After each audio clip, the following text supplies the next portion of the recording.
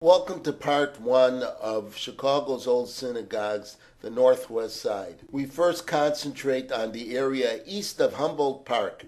The camera is facing a building at 1243 North Wolcott. I'm not sure if this is a rehabbing of the original structure or a tear down and rebuild, but at one time at this address stood Congregation Tiferes Zion. Tiferes is the Hebrew word for wonder or glory of. What complicates the matter is that Wolcott Avenue took a name change in the early 1900s, as well as a restructuring of the address numbers. If one were to look at a city directory in 1909, it would list the synagogue as located at 588 North Lincoln Street. This obviously caused confusion, as there is also a Lincoln Avenue, but Lincoln Street definitely became Wolcott Avenue. In 1919, a Rabbi Sadowski was hired to be the spiritual leader. We next turn our attention to a building several blocks west on Artesian. Artesian is the first half block west of Western Avenue. We are looking at an overhead shot of the 1300 block north on Artesian Avenue. The tall brown brick building at the corner was once home to Congregation Ezras Israel.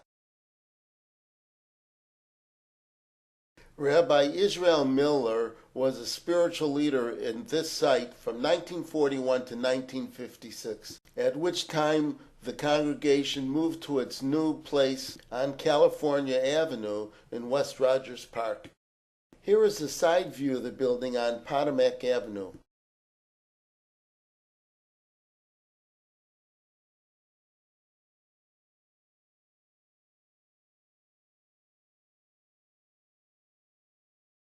And now we move on to our third synagogue, which is a few blocks west and a couple blocks north. Well, here we are on the 1500 block of North Maplewood, looking at what was once housing Congregation Knesset Israel. This building stayed as a synagogue until 1958. It should not be confused with Anshe Knesset Israel, as well as Knesset Israel Nusach Sfard, which were two other synagogues in the Lawndale area in the 1930s through 50s.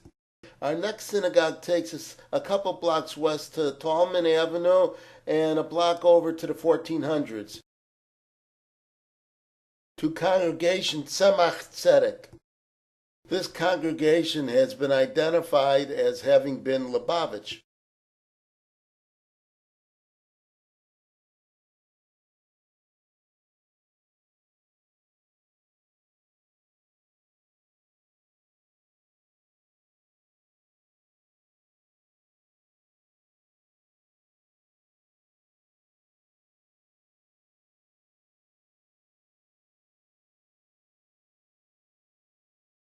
The name of the congregation in Hebrew letters can still be seen on the stone base just below the windows. The structure ceased being a synagogue in 1966. Rabbi Abraham Isaac Perlstein had been listed as the spiritual leader. Our next synagogue, shown here, is a few more blocks down onto California Avenue, which is the eastern border to Humboldt Park.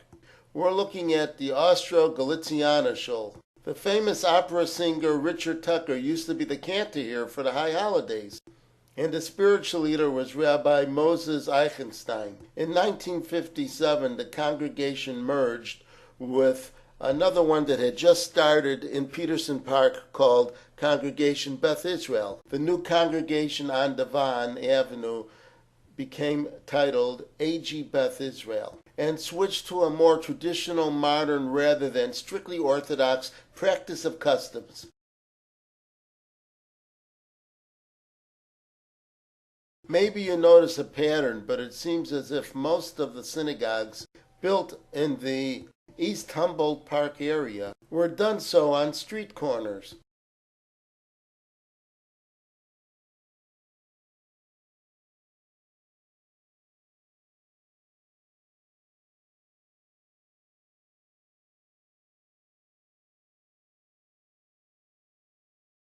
And now to move on to the final synagogue in this group. Thus, here we are on Haddon Street, which is just south of Division, as well as we are about a block east of California. This building has several names identifying it as a synagogue. It is known as the Haddon Avenue Shul, as well as Bnei Yaakov, and in the stone etching at the top of the building, it is written in Hebrew, Congregation Kehilas Yisrael.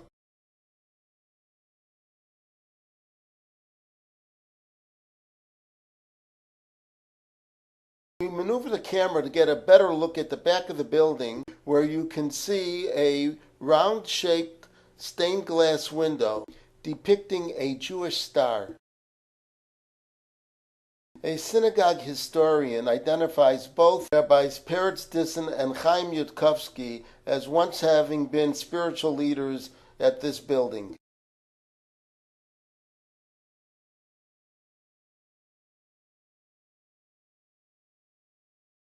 Rabbi Yudkowsky would most likely be the brother to my sister-in-law's grandfather. As for Rabbi Dissin, his namesake grandson tells me that he was the rabbi of the Stashever Shul, but I have no information if that would have been housed in this building or elsewhere. Stay tuned for part 2 of our look at Humboldt Park area synagogues. Bye for now, and hope to see you soon.